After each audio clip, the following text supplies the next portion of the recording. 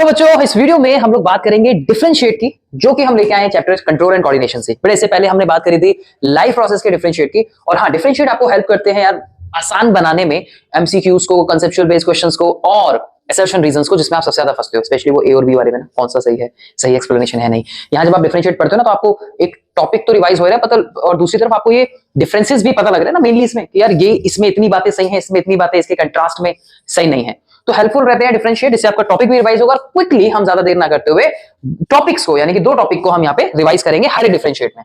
और जाके देखो जो आपने पिछले अगर नहीं देखे लाइव प्रोसेस के, और आने वाले और भी जो इसके बाद ऑलरेडी आपके पास मिलने वाले हैं। तो आज जो हम बात करने वाले हैं, और पेन कॉपी लेके बैठना, आज जो हम बात करने वाले differentiate between the tropic movement and the nastic movement. भाई बड़ा इंपॉर्टेंट टॉपिक है, जिसको हम डायरेक्शनल और नॉन डायरेक्शनल मूवमेंट के नाम से भी जानते हैं भाई। अब देखो बेटा, यहाँ पे सबसे पहले tropic movement, unidirectional response to the stimulus. एक ही तरफ हमें डिफरेंस जो है वो इसमें देखने को मिल रहा है। एक ही तरफ से जो स्टिमुलाई है वो आ रहा है, और ये एक ही तरफ उसका रिस्पांस कर रहा है। जैसे फोटोट्रोपिज्म एक ही तरफ हाईलाइट, तो उसी तरफ स्टेम की बेंडिंग जैसे हमें देखने को मिल रही है, या जियोट्रोपिज्म पॉजिटिव नेगेटिव है ना, पॉजिटिव लाइक टुवर्ड्स द अर्थ, तो एक ही तरफ जैसे देखने को मिल रहा है, दैट इज यूनिडायरेक्शनल। यूनि मतलब सिंगल। ये नॉन डायरेक्शनल रिस्पांस होता है टू द स्टिमुलस। अब जिस तरफ स्टिमुलस है, ठीक है, जिस तरफ स्टिमुलस आया है, जिस तरफ से, उसकी तरफ डायरेक्शन इसकी नहीं होती रिस्पांस की, राइट। दूसरा, ये ग्रोथ डिपेंडेंट है मूवमेंट, ग्रोथ डिपेंडेंट मूवमेंट होती है, ग्रोथ डिपेंड करती है इसके ऊपर भाई, इस तरह के स्टिमुलस पे। ये ग्रोथ इंडिपेंडेंट है, इस पे कोई इस तरह की ग्रोथ आमतौर पे डिपेंड नहीं करती।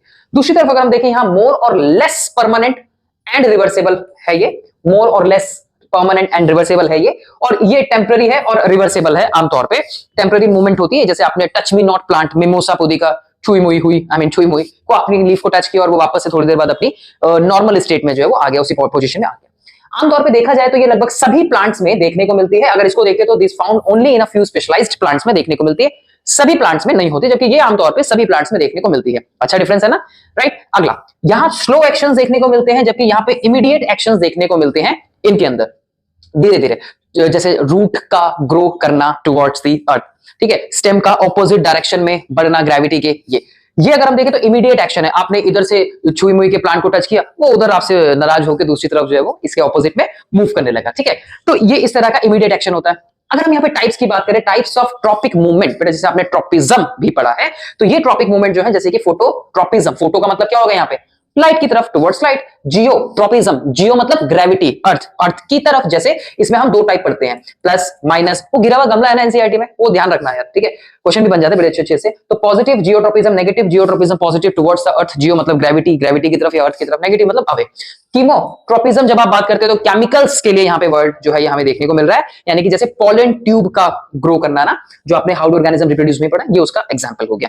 यहां पर अगर हम देखें टाइप्स ऑफ नेस्टिक मूवमेंट में बेटा, जैसे थिग्मोनेस्टी या photonasty, touch me not plant, thigmo मतलब touch me not plant, dandelion flower इसके अंदर आ जाएगा अदर, बट इसमें अंदर हमारा थिग्मोनेस्टी में नॉट डेंडेलियन, इसमें touch me not plant, mimosa pudica. Photonasty के एग्जांपल और हो गए, जैसे drooping of leaves of the touch me not plant, ठीक है, थिग्मोनेस्टी।